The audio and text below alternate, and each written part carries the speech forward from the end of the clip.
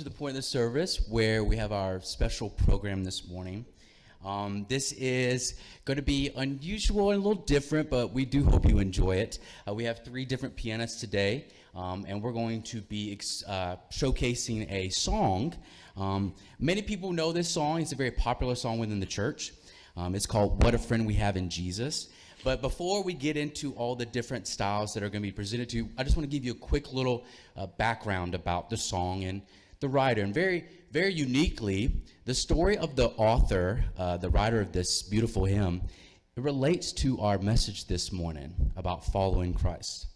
The great American evangelist Dwight L. Moody incorporated this wonderful song, What a Friend We Have in Jesus, into his sermons, writings, and teachings. This caused many people to believe that this song was actually an American hymn, but it wasn't really an American hymn to be with at all. It was actually written by a Irishman who lived in Canada. The name of the author of What a Friend We Have in Jesus, his name was Joseph Scriven. He was a very wealthy man, a very educated man with a devoted family and a pleasant life in his native country of Ireland. He was son of a captain in the British Royal Marines. He was born in Ireland in 1819. After receiving a degree from the Trinity College in London, he enrolled in a military college to prepare for an army career. However, poor health forced him to give up that ambition to move forward. He quickly established himself as a teacher. He fell in love and made plans to settle in his hometown.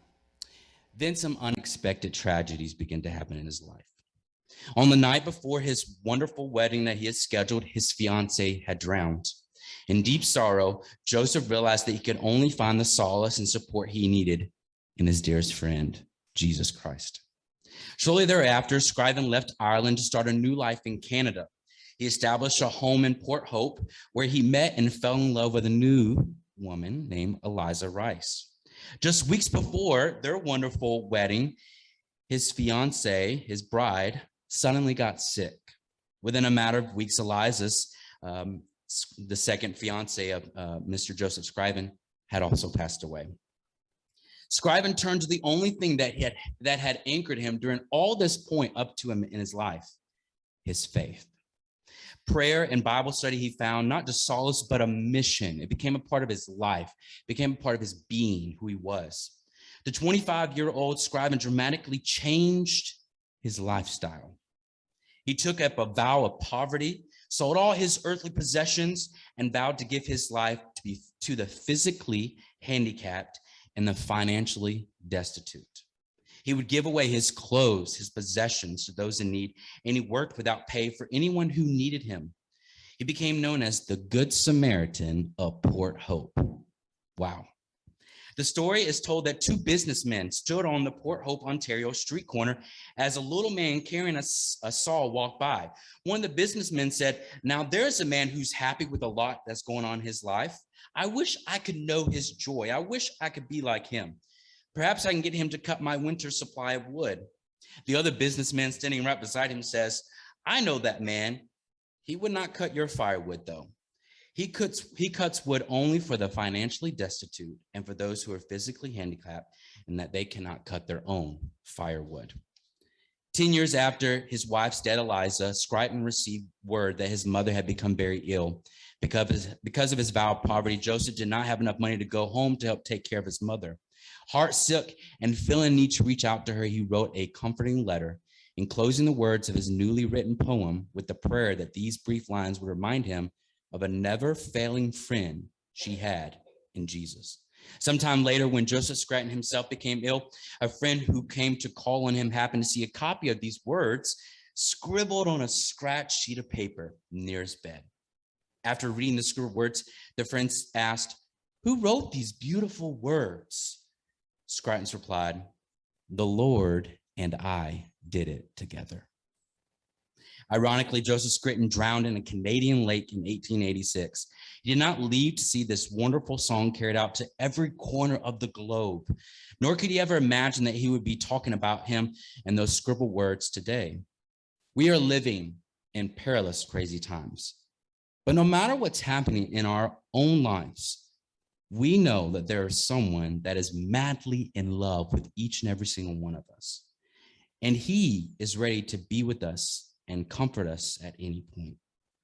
Jesus is so in love with you that he proved it by dying for you. There's a wonderful verse that correlates to this passage of scriptures, Proverbs 3:5-6, and it says, "Trust in the Lord with all of your heart. Lean not on your own understanding, but in all your ways acknowledge him, and he shall direct your path." We have many different styles of the song of What a Friend We Have in Jesus that we're going to be showcasing this morning. Jeff's going to start us off with some different styles, and then I will come and present a very unique style of my own that I've grown up playing, and then Jordan will also be presenting some different styles as well. Good morning. How are you guys today? So how many of you guys have been church musicians of any form, whether a guitarist or a pianist or organist? Is anybody in here done that before? Donna? I want to hear your story later after church. And my adopted mother is what I call her, my Illinois mother, Judy. I know that she has been involved, is very much a musician. So I started playing at I started playing at 6. I started playing at church at 13 years old. So I had no idea what I was doing. When I first started playing, the pianist had left, and I knew 2 songs on the songbook, but I didn't know to do an introduction. I didn't know there was a second verse. I really messed it all up. But God is always directing our paths in everything that we do. And all of you, he's directing your path where you want him to or not. And I look at my life and all the things that have happened in my life from point A to point Z, which is my current point. God directed all of them. And when he wants us, even though we're being stubborn and won't take the step forward to do it, he's going to push us to that next level. Look at Jonah. Jonah's a perfect example. God had a plan for Jonah, but guess what? Jonah didn't want to do it. But God put so much pressure to him, like what he had to go through to get there. But all 3 of us are unique because God had a pathway for each of us. All 3 of us never set out to be church pianists. That was the least thing in my mind. My mother, at the age of 5, says to me, "If I buy a piano, will you take lessons with me?" And I, being a good Southern Arkansas son, said, "Yes, ma'am." Never really wanting to do it, but I did. And then little did I know that at 13, I played for church, and at 14, played for my first wedding. And then in college, I played for a Cherokee-speaking church. All the music was the same music, but it was all sung in Cherokee. I played for praise bands. I took a gap and then went back, and you'll learn my style in a few minutes. I took a gap time to learn classical styling, which is mostly what Jordan does. And then God is just constantly directing what he wants me to do. So today we're going to have fun with this, but I want you to always, that the biggest point of this is that we're all different styles. And I'm going to explain those to you in a couple seconds. But the thing is that God has directed our paths for different reasons. So just enjoy today. And remember it all day long today that God is directing your path. And though we may not exactly know where that path is going to lead, we have to trust him, take that step forward, because we don't want to get in the belly of a fish to have to get there. All right. So what I'm going to do first is that everyone assumes that we play music as written. So this song is a very simple song, and I'm not a very good sight reader like Jordan. He's amazing at sight reading. So I'm going to play this for you, but there are no instructions on this song. There's no like forte, no loud, no fast. There's nothing. So I'm going to play it exactly as written. And then we're going to do some modifications. All right. But this is what's called as written, exactly as the music says.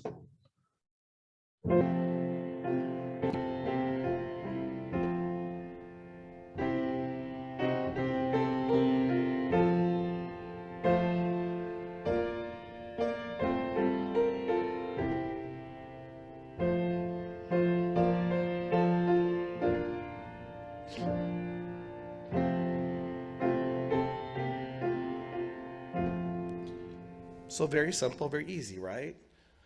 None of us play it as written.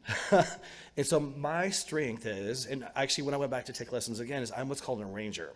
So when you hear me play a song, I use the simple same thing out of the songbook, but then I rewrite it. That's what I enjoy doing. I like taking somebody else's music, rewriting it, making it unique. So I'm just going to play a simple version of this, but I want you to listen for certain cues. Okay, so I'm going to teach you a little bit today. So one of the first things I'm going to do is I'm going to take this piece, I'm going to start really soft. I'm going to create my own directions, and it's going to get louder. Okay, so watch for that. Other things to listen for is there are major keys or major chords, and there are minor chords. So major chords sound very happy, And minor chords sound very sad. Think of like Mary Did You Know, or We Three Kings. It's all in minor keys. So I'm going to go in and out of a minor to create more effect, and notice how I change how hard I hit the keys to create a different effect. Again, very simple.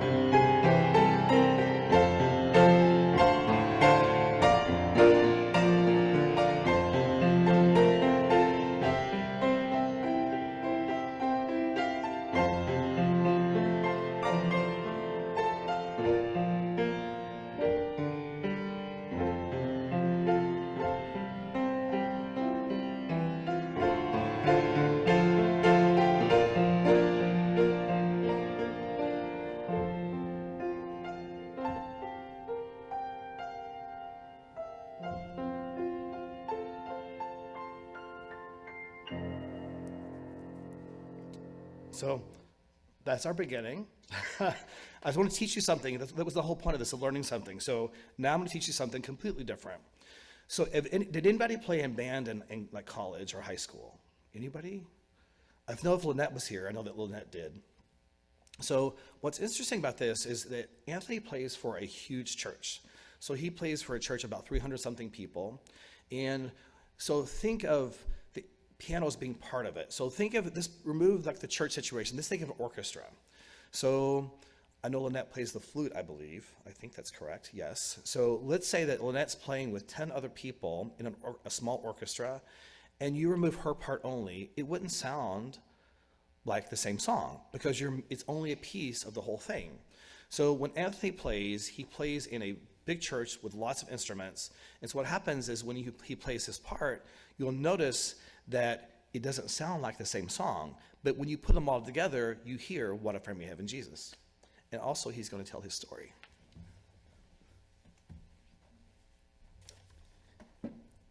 You know, as individuals in a church, we all come from different backgrounds and different upbringings. So for me, my dad is a pastor, and my mother and my aunt both play piano.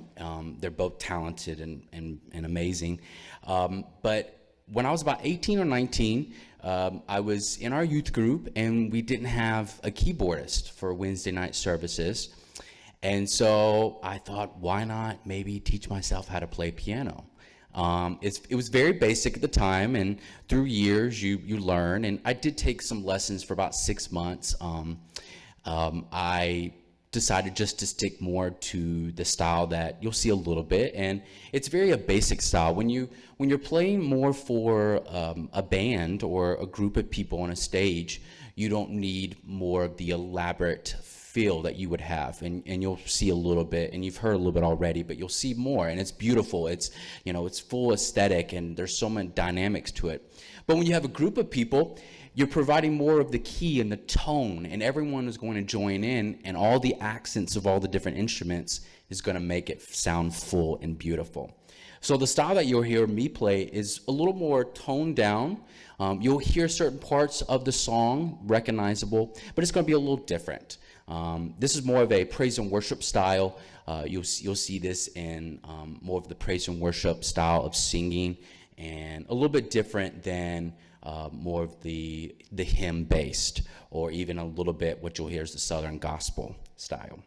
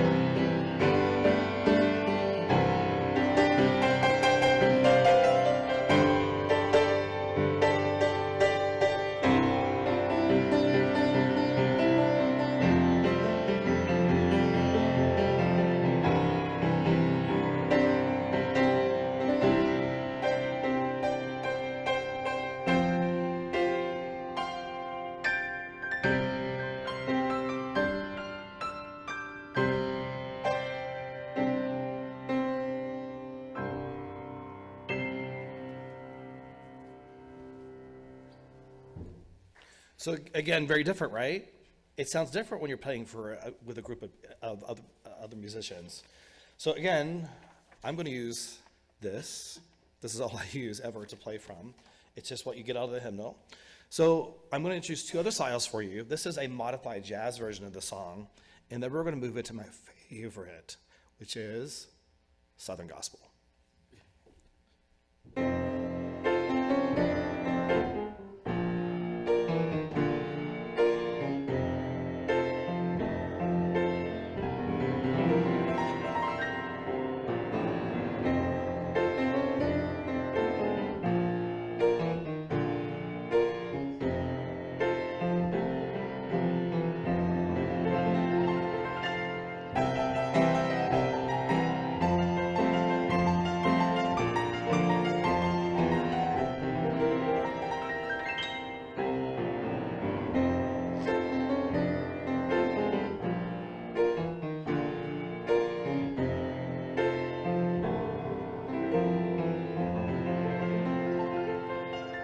Okay, so there's jazz.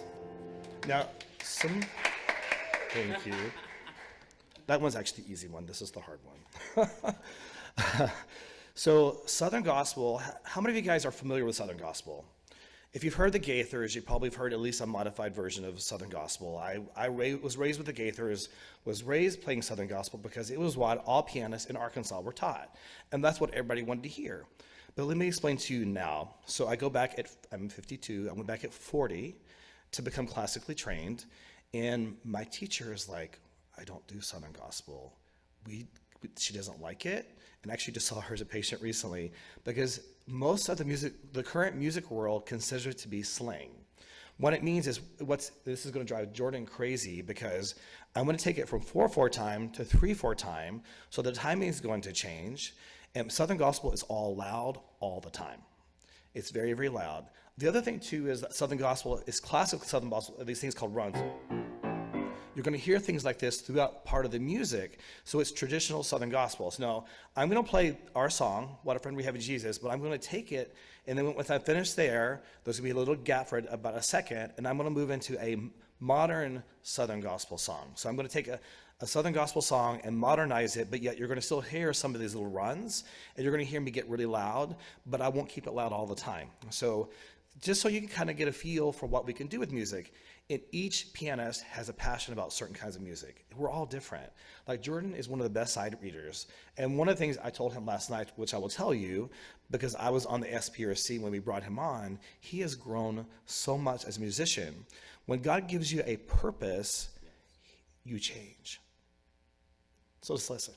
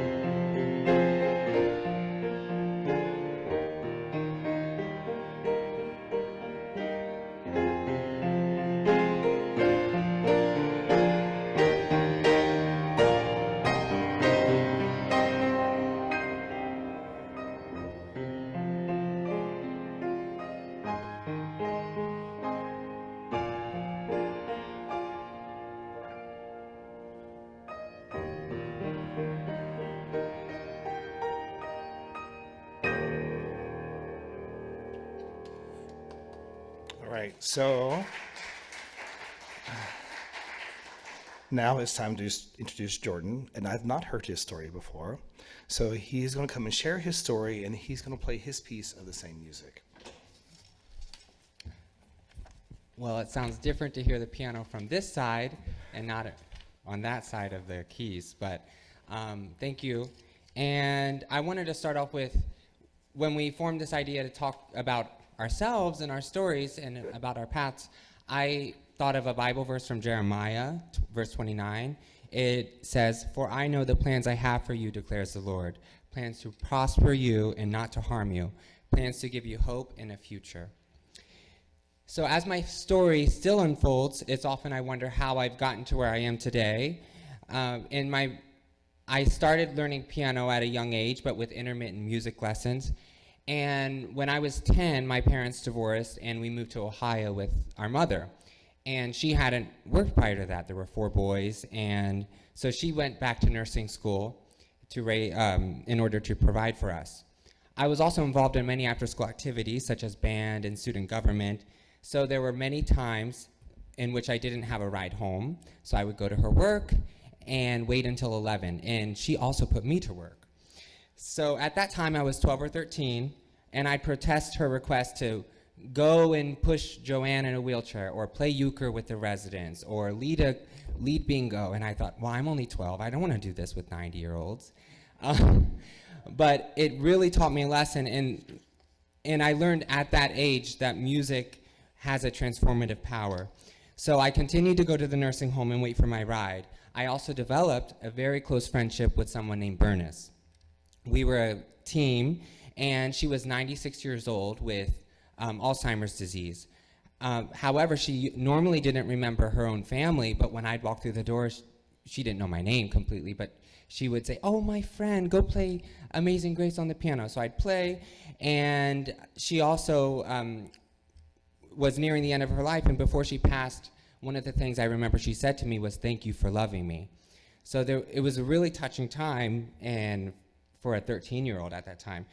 So throughout high school, I continued to follow with just doing what you do in school. I was in theater and choir and accompanying. I started accompanying as well. And so I feel some of our stories do overlap. But I didn't know what I'd do next. When entering college, I started 2 years of a community college, and then I found my way back to Ohio and pursued piano and Spanish. Spanish was because I had Latino friends, and I wanted to understand what they were saying. Are they talking about me? And then piano, why not? So those didn't exactly go hand in hand, and I decided I wanted to combine them in the best way possible. I wanted to be a pianist who's fluent in Spanish. Why not? So in my senior year of college, after I entered a 4-year school, I tried to study abroad, and I was approved to go to Costa Rica. And there were obstacles. One of them were finances, and the other was getting approval from the dean of music at the school. And he said to me that there's no way a school in Latin America could have a decent music program. Ha ha. They really chewed me up and spat me right back out. But after being in tropical paradise, I realized I had to practice 6 to 8 hours a day, and I had my first solo concert there. And then I returned, and I graduated from university, and I found myself in another cross point of not knowing what to do next. And that's when I began to heed other road signs, which were once again in another language, and I thought, well, let me learn this one, Korean. So I moved to Korea. I'm cutting out some details, but I went to Korea, and as I told my family, they were worried sick, and it turns out my mother had a friend of a friend of a friend who knew a teacher there. So I decided to go and study with him, and he became my mentor for the next 2.5 years and a friend for life. And Korea became a special place where I learned that I could balance life and music. I could live life to the fullest, I could see the world, and I knew that if I wanted to be a decent pianist, classically trained, I had to work really hard. However, working 60-hour weeks in that country really catches up to you. I was also practicing 4 hours a day. I was trying to do recordings and competitions. Plus, I guess I missed my family. So I returned home. And at that point, once again, I got to a point, what do? I have no, office experience. I can't apply to certain jobs. So we're almost nearing my time at Grace, but it was 2019, and I had a surprise email from my professor from college. And it's really nice when you get one of those emails thinking, oh, this person's thought of me. And he asked me if I was back in town, and he wanted to have me as a guest. And I would do anything to make $100.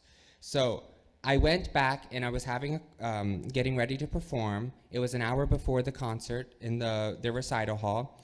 And I go in to warm up, and there was a gentleman and a woman sitting in the second row.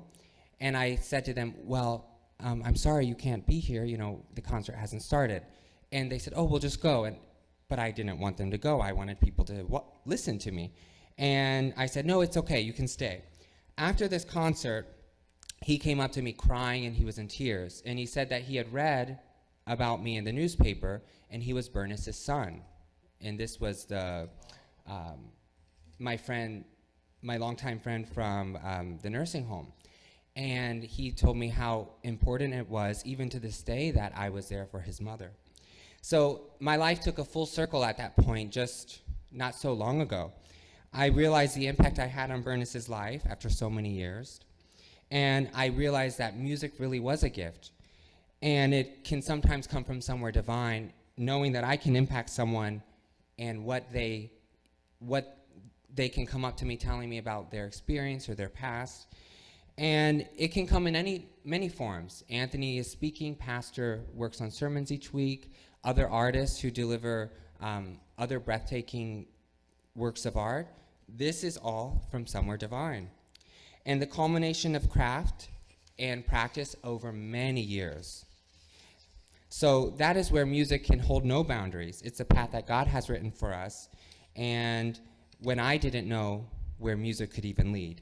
And I wanted to leave you with another verse, but not from the Bible. It's by an American author, actress, screenwriter, and dancer, poet, and civil rights activist, Maya Angelou. She said, I've learned that people will forget what you said, people forget what you did, but people will never forget how you made them feel. And that is where, after meeting Bernice's son, where I felt. Obviously, no one forgot that I touched them in that way. And knowing that music could be a gift, and also knowing that I'm healing hearts, not as a doctor, but as a musician. Thank you.